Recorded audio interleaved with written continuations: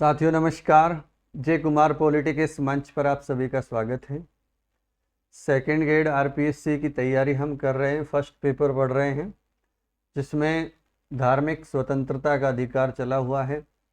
25, 26 और 27 अनुच्छेद को पढ़ चुके हैं।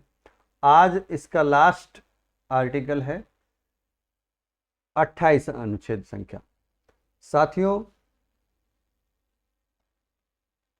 कुछ शिक्षा संस्थाओं में धार्मिक शिक्षा और धार्मिक उपासना में उपस्थित होने से स्वतंत्रता प्रदान की जाती है, उसी से संबंधित ये अनुच्छेद है। इसका टाइटल भी यही है कि कुछ शिक्षा संस्थाओं में धार्मिक शिक्षा या धार्मिक उपासना में उपस्थित होने से स्वतंत्रता, freedom as to attendance at religious instruction और religious worship in certain educational institutions.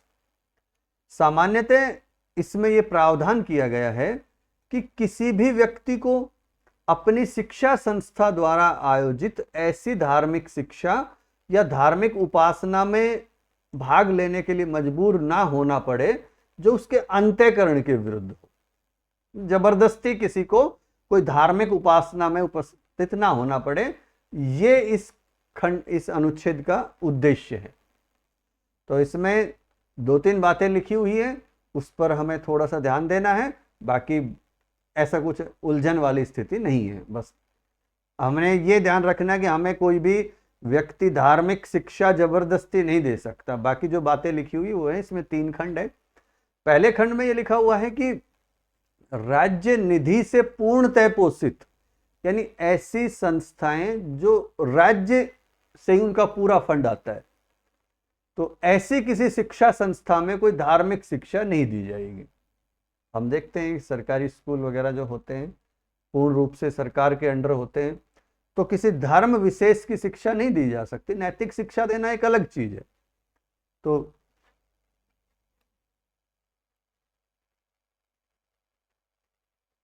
ये अनुच्छेद 28 का तो टाइटल हो ही गया, राज्य निधि से। ये इसके पहले खंड में लिखा हुआ है।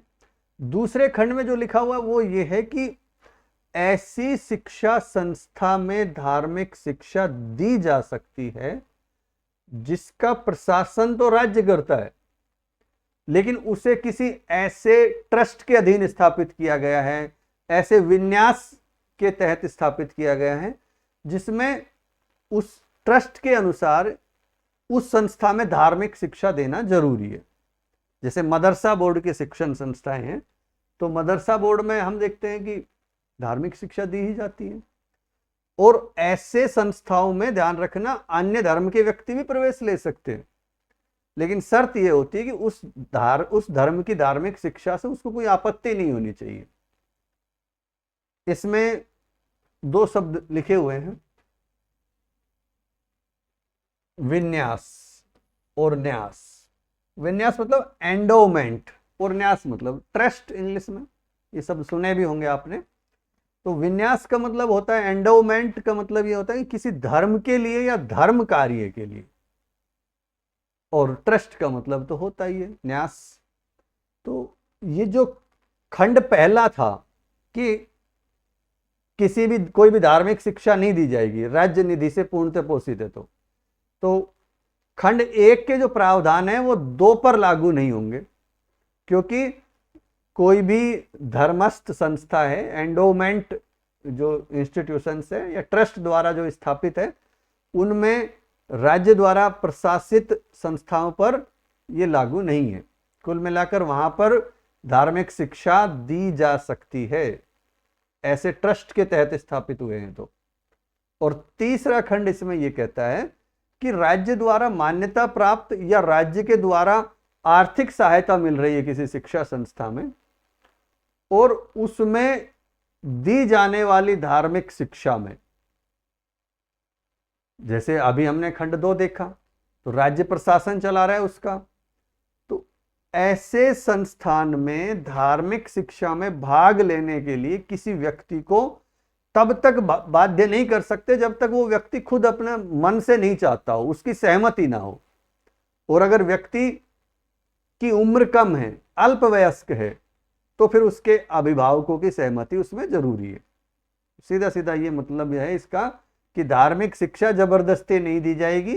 कुछ शिक्षण संस्थानों में धार्मिक शिक्षा दी जा सकती है, लेकिन उसमें भी व्यक्ति की सहमति आवश्यक है। और अनुच्छेद 27 में एक बात को हमने अधूरा छोड़ा था, समझने की बात थी, बाकी कुछ नहीं था, कि धार्मिक शिक्षा और नैतिक शिक्षा में अंतर है। तो अनुच्छेद 28 है वो धार्मिक शिक्षा का निषेध करता है और कुछ संस्थाओं में दी भी जा सकती है, लेकिन नैतिक शिक्षा का निषेध नहीं करता है। यहां पर एक प्रश्न उठता है कि धार्मिक शिक्षा क्या है? संविधान में इसकी कोई परिभाषा नहीं दी गई है। क्या महापुरुषों, ऋषि मुनियों या महात्माओं के जो उपदेश हैं, उनका जीवन चरित्र है, ये धार्मिक शिक्षा है? क्या पाठ्य पुस्तकों में इनका समावेश प्रतिबंधित है? तो ध्यान रखें साथियों, महापुरुषों के उपदेश हैं, जो महापुरुषों के उपदेश हैं, संदेश हैं, उनके आदर्श हैं, उनका जीवन परिचय है, ये धार्मिक शिक्षा की परिधि में नहीं आते हैं, क्योंकि ये किसी धर्म विशेष का गुणगान नहीं करते हैं, ये तो जीवन के शाश्वत मूल्यों का चित्रण करते हैं।